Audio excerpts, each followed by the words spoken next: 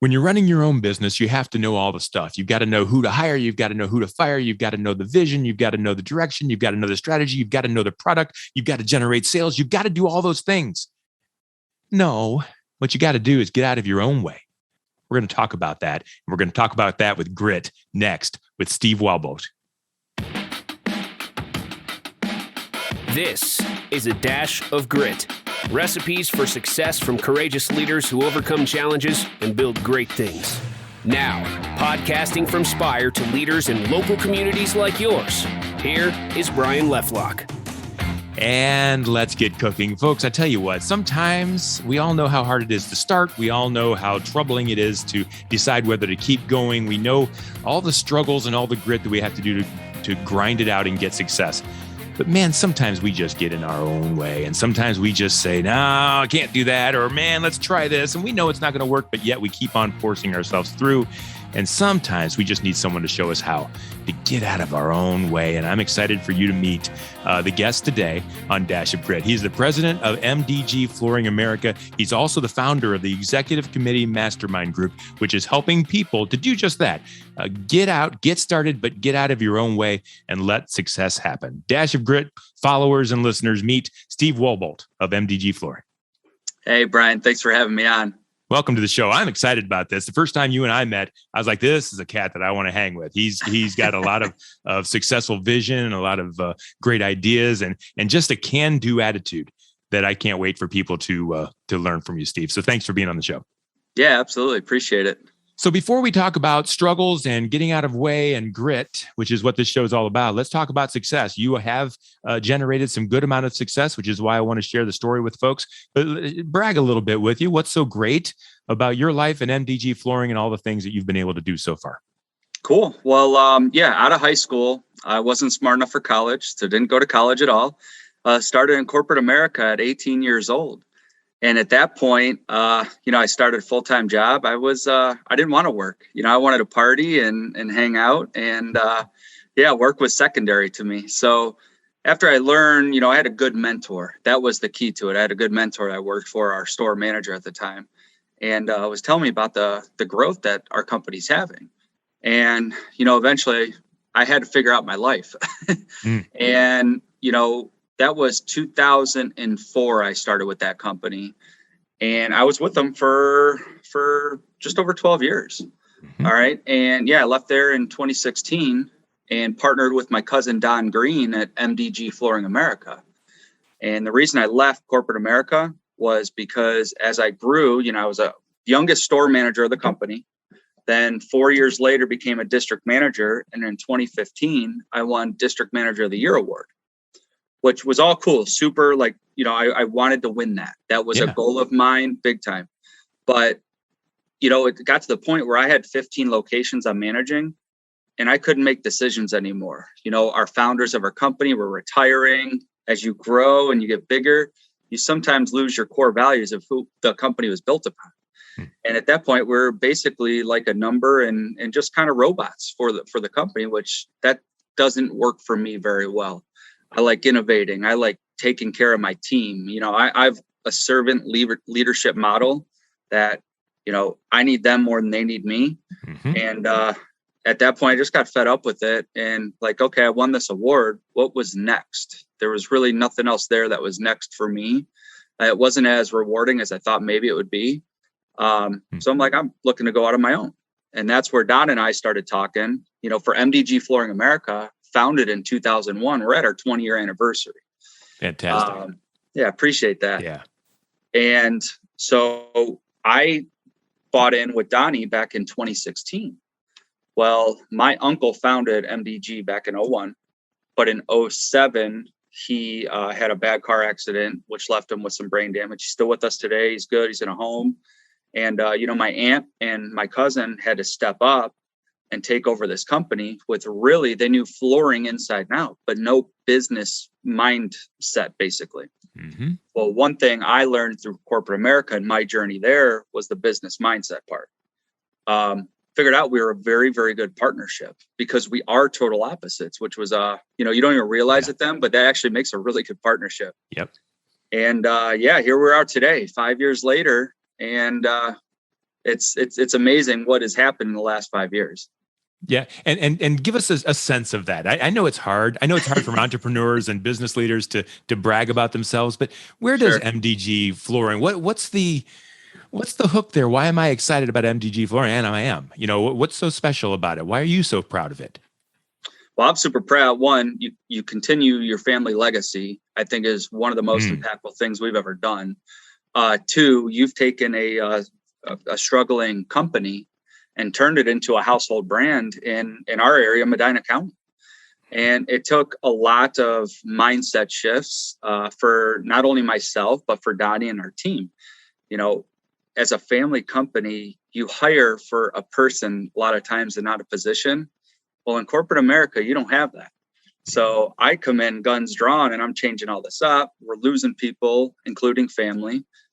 And it was not all fun and games. There's a point where Don and I are working 80, 90-hour weeks to keep this thing survive, because we got to figure out how we're going to make payroll, how we're going to pay the vendors. It's super tough. We put ourselves on the back burner for payroll a few times. Yeah, we had to.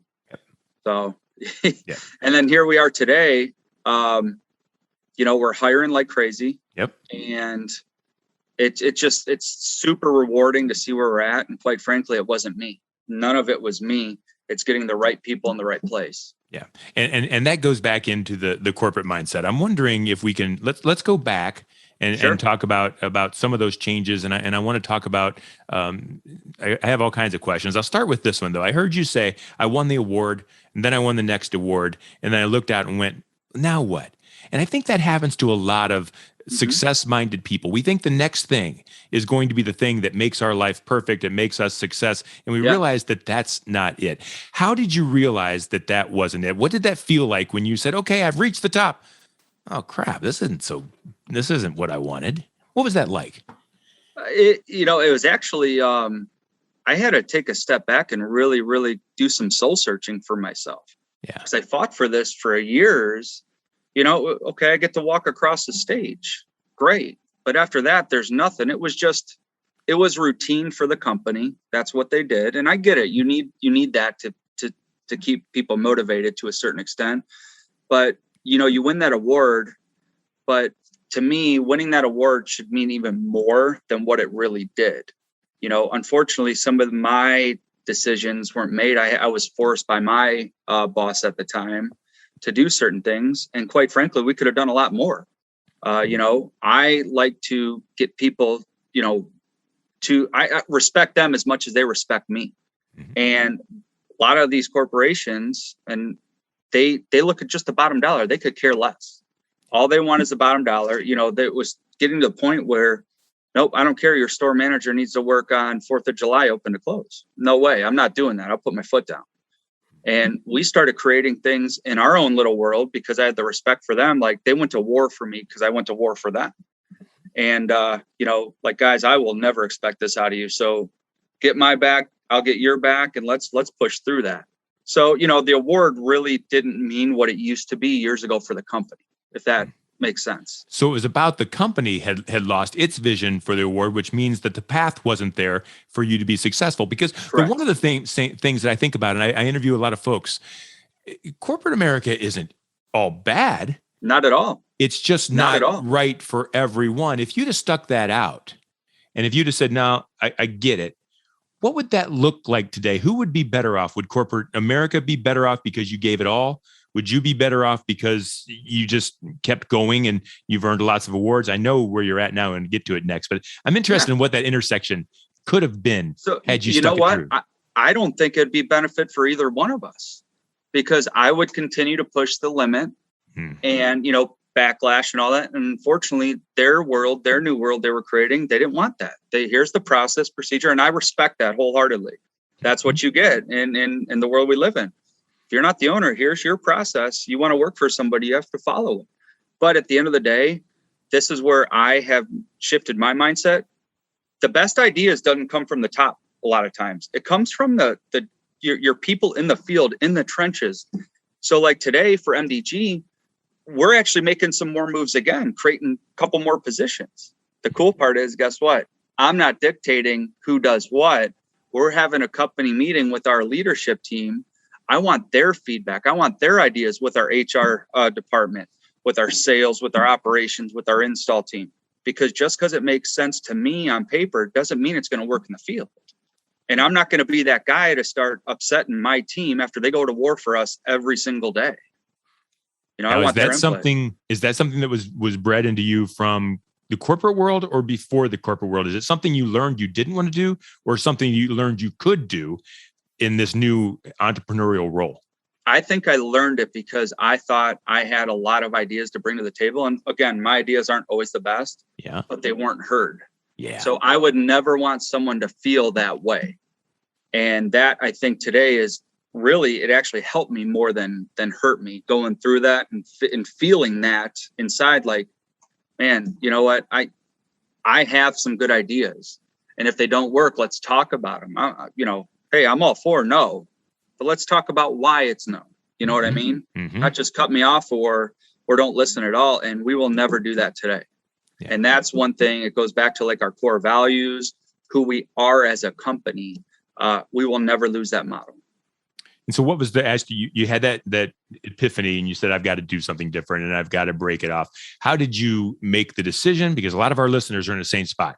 They're stuck in a corporate world, wishing they were over there, can't figure out how to, because that's a help. I got to assume they were paying you, right? And paying you well to earn the awards. Very well. And you have to say no to benefits and you have to step out on your own. What was that decision like to say, no, I've got to do this and here's what I'm giving up and here's where I'm going after? Walk me through that. So I think for every person thinking about going out on their own or taking that entrepreneur journey, they're always looking for the right time.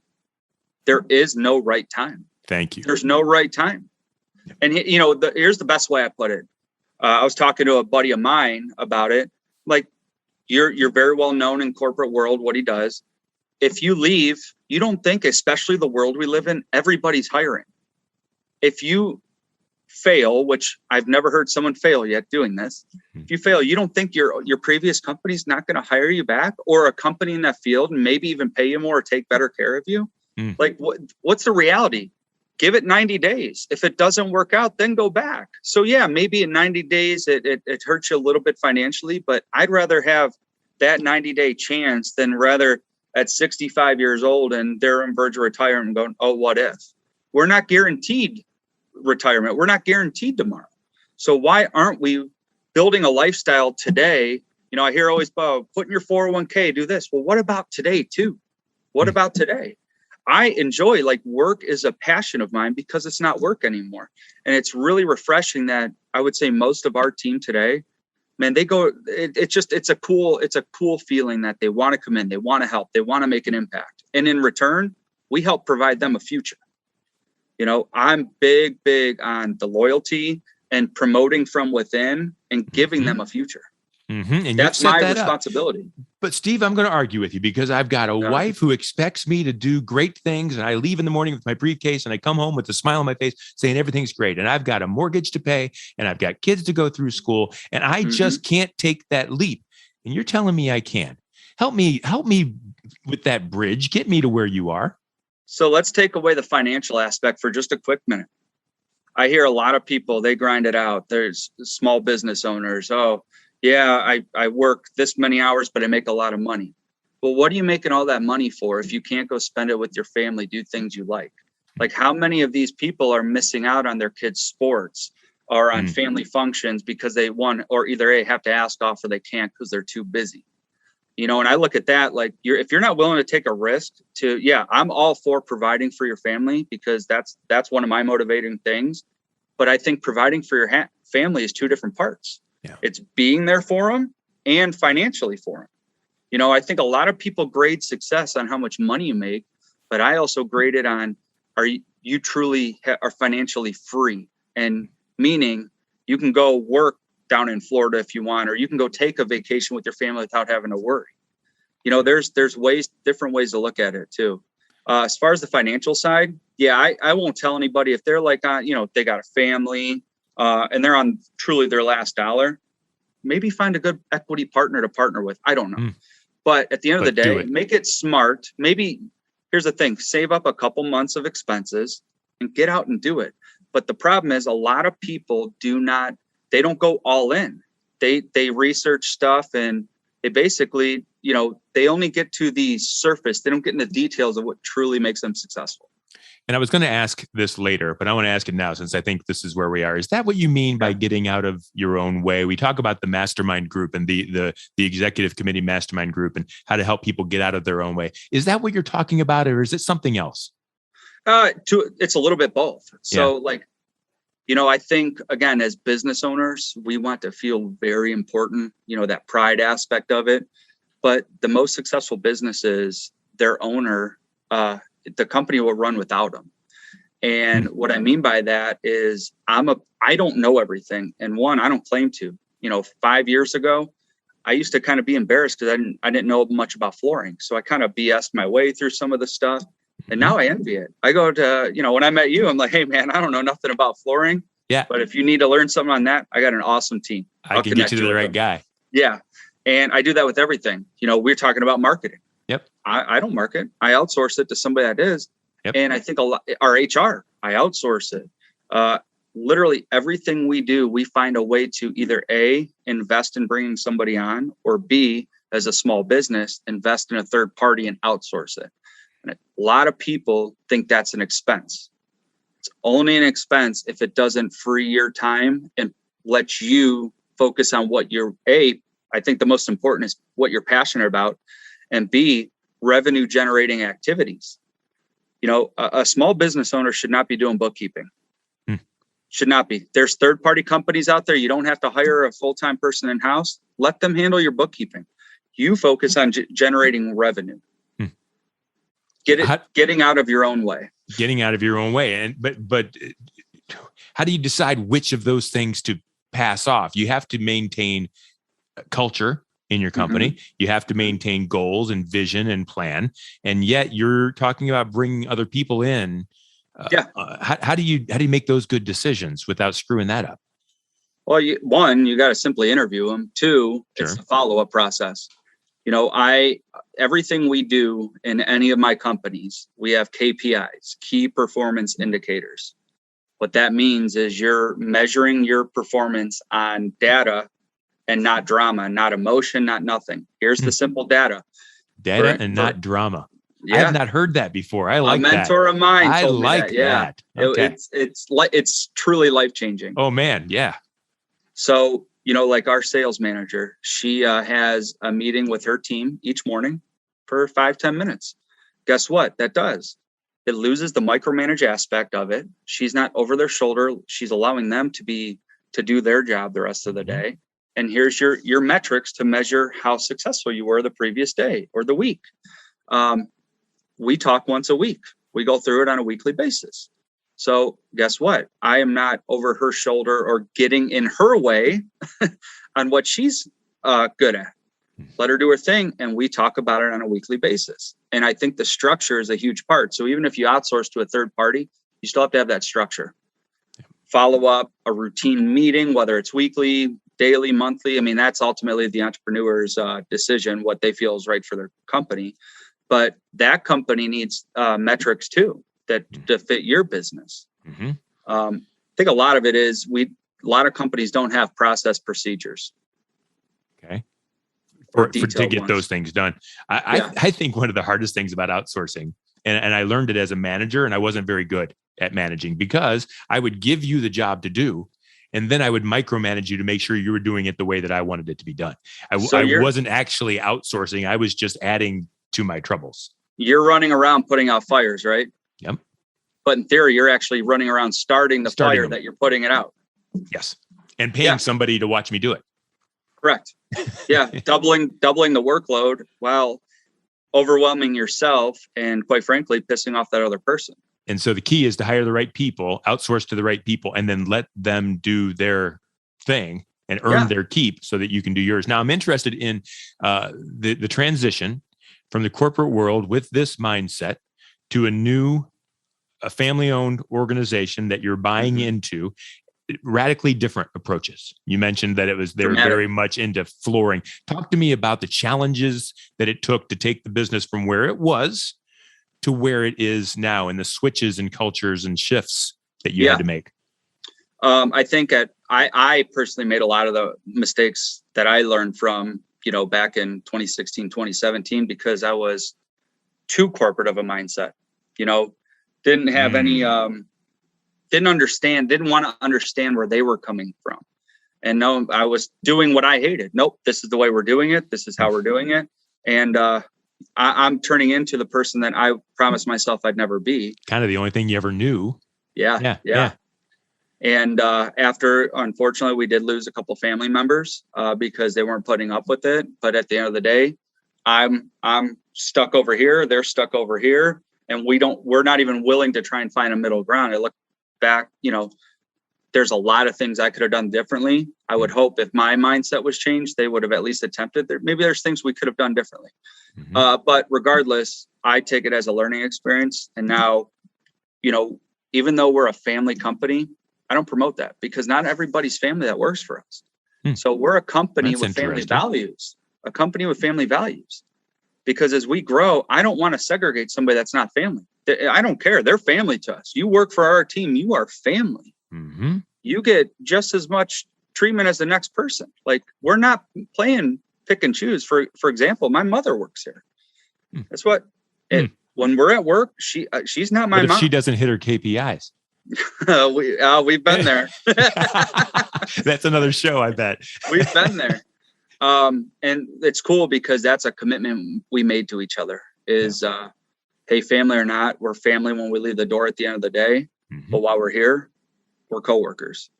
And once you set that expectation up front, it can get tough. There's no doubt about it. It's still mentally tough, but if you commit to that, it's truly life-changing for all parties involved. And it makes the rest of the team feel like they are truly part of this family, which in my opinion, they truly are.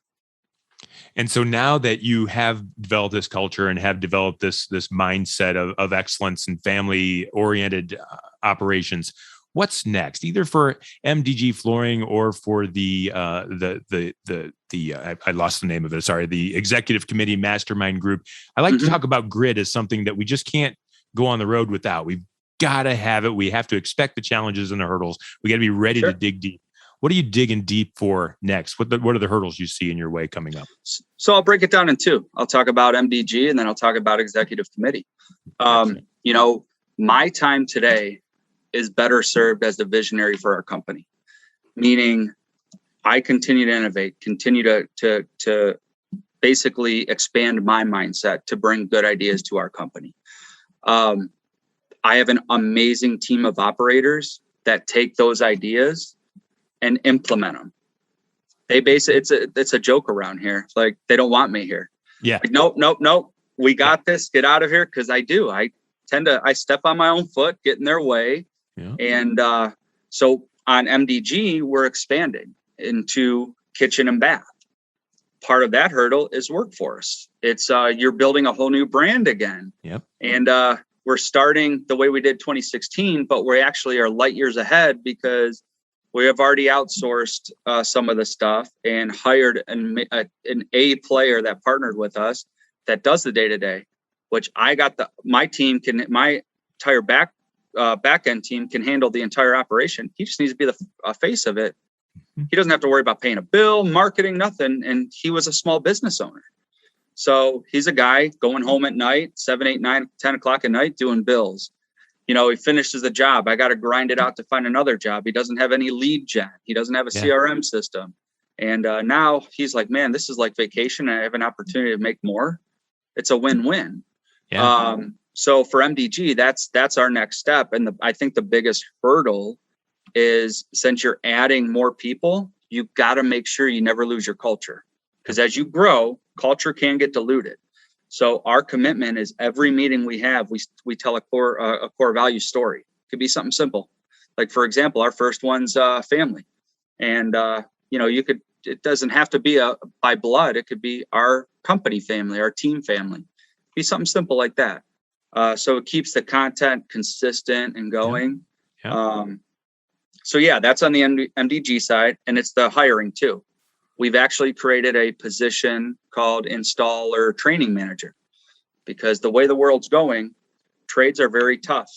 So guess what? We had to pivot, and now we got to be creative and not just put wanted ads for people. Everyone's doing it. Gosh. Go up and down Medina County on Pearl Road. Everybody's hiring with the sign-on bonus. Steve, I just wrote a post about it 20 seconds before we started. That said, on the way home, I saw this sign that said now hiring. That sign said now hiring. This sign said apply today. Four more said the same thing. Folks, we got to do better. It's a hard thing to hire people. You can't just throw up the same now hiring sign.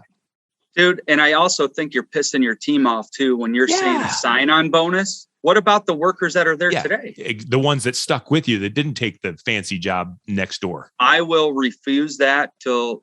Good for you. And guess what? What we've created is a referral program for our current members. If you refer somebody to us, they come on and work for us, and they I think it's 6 months. I can't remember, 90 days or 6 months. We'll have to talk to our HR guy. Again, I outsource it. Yeah. But our current team members gets the bonus, not the new person. Good. That's not fair in my opinion. They've been with us, the loyalty and all that. I think we're kind of backwards on that, in my opinion, for what it's worth. And honestly, we are creating a succession plan of building future installers by creating this new position that most business owners would think is an expense. Telling you, it's not an expense. Depending on your industry, that's an investment. Yep. It's an it takes investment money in to your make team money, and your doesn't it? future. Absolutely. Yep. And it doesn't have to be, you don't have to spend like crazy or have big, huge marketing budgets. You've got to be willing to make the investment in your company. Yeah. And in your if people. I can give one advice to a new business owner, a new entrepreneur, because we do in our area, we have a lot of 1 and 2 man shows. Your first hire should be an assistant. Take off all the busy work that they probably hate and is not revenue generating. Because the reality is, people think, okay, if I got to pay an assistant 30, 40, 50 grand. Well, the reality is that's not a 30, 40, 50 grand investment. You should see the return after month 2. So it could be a 3 to 6 to, whatever, call it a $6,000 investment. Never thought about it like that. Okay. Break it down. Start seeing my return right away. Reverse engineer this. So your investment is $6 grand rather than we have in our mind 50 grand or 40 grand, whatever it is. That's almost a loser mentality, isn't it? I know I'm going to spend 50 instead of I'm going to invest 6 because it's going to come around. That's the winning mentality is, okay, I'm only looking at $6 grand here. Everything else is profit. Exactly. Interesting. Tell me about the mastermind group. What's the hurdle there? The hurdle there is, as we're launching it, to keep the integrity of our group. We want to, I think this brings me the most purpose and value for my journey I've been through, is to help people be better than I ever was and make sure they get through those hurdles that I had to face the tough way and sometimes the costly way, is finding the people that truly want it. Because if we're creating a group, there's a lot of masterminds that they don't care. If you sign up, they want you part of it because they're making money. It's money. I don't want that. The money's the secondary part. The money keeps the integrity of the group and it helps us, cover the expenses. But part of that is we need to make sure we're vetting the people that come into the group. Yeah. Here's the thing. Part of a mastermind, it's not a magic pill that you sign up for and it fixes all your problems. You put in, you'll get out what you put into it. Mm-hmm. And there's other people that we want our members to be able to bring value to, not just take. I'm a very giver mentality. So give more than you take. Mm-hmm. And that's our hurdle there, is just making sure as that grows, how do we truly vet every member of our community? Because you want to build I don't always have the best answer. I get people all the time on social media. Can I take you for coffee? Can I pick your brain? Yeah. And unfortunately today, I can't do that. But what I can is continue to put content out on my social media that they can watch. And if they want more formal mentoring or I don't even call it coaching, but being part of a community, it's an investment and it shows they are investing in themselves. They truly want it. They care. And quite frankly, I don't have all the answers. The community does. Yep. That's why it's a mastermind group. That's the idea behind it. I've got a really big question to ask you, but I'm going to hold it for 1 second. The first thing I'm going to do, Steve, is ask you, the folks that want to know more about Mastermind, about MDG Flooring, or even just to talk to you for entrepreneur to entrepreneur, how would they get a hold of you if they wanted to?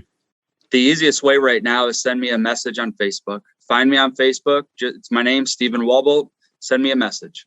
Fantastic. And I know you'd be thrilled to talk to those folks and help them out in any way. The second thing I want to do is give a quick plug for my company, Spire Marketing. You brought up the idea of outsourcing and marketing, and I brought up the idea of outsourcing and letting someone do it. A lot of marketing companies, I've seen it before. In fact, we were one for a while. What would you like done? Now, do you like what we did? What should we do next? We learned quickly that our customers want us to know where we're going, but then to drive them and get it there. And so what we've learned is something that if you're a business owner that needs someone on your team to get you to the next level, that wants to be on the ground floor of understanding the strategy and what needs to happen to get you there, but then you just want them to do it. That's the kind of company we are. And so if you're looking for a marketing company like that, to add some sizzle to your team, we are Spire Marketing. You can find us at spiread.com. I am Brian Leffelock. I'm Director of Sales, and I'm here to do the podcast, but I have one big question. I can't wait for the answer here.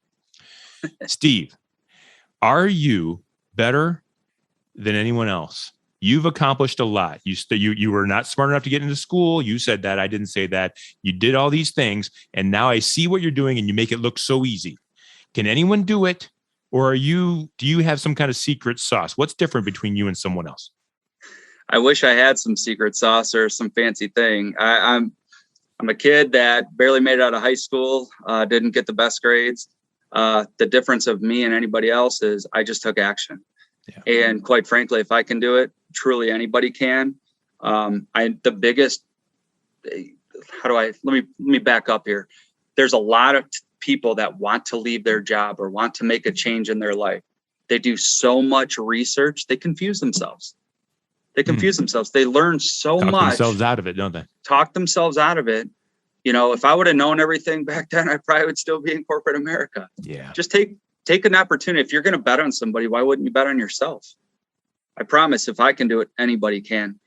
I just learned to get out of my own way, outsource where I need to, and focus at the things I'm good at. That's why I couldn't wait to ask that last question, because I knew that was going to be the answer. Just get out there and do it, and don't let anybody else. There's no right time, man. I promise there is no right time. Thank you, Steve. Make the jump. I appreciate your being on the show, and so do the listeners. I appreciate your spirit and your entrepreneurial go-get-em and your vulnerability to know what you can and can't do, and the fact that if you can't do it, you'll find somebody that can do it for you. And so congratulations. Folks, this is Dash of Grit. Thank you to Steve Walbolt from MDG Flooring, and good luck with the Executive Committee Mastermind Group. Folks, look him up online for that, and we'll see where the future takes him there. Thank you, Steve. Thank you. This is Dash of Grit, folks. We do this once a week. I had a blast on this show, and I hope you did too. And if you liked this one, there's lots more where that came from, and there's lots more to come. So until then, stay gritty and win the day. This is a Dash of Grit. Recipes for success from courageous leaders who overcome challenges and build great things.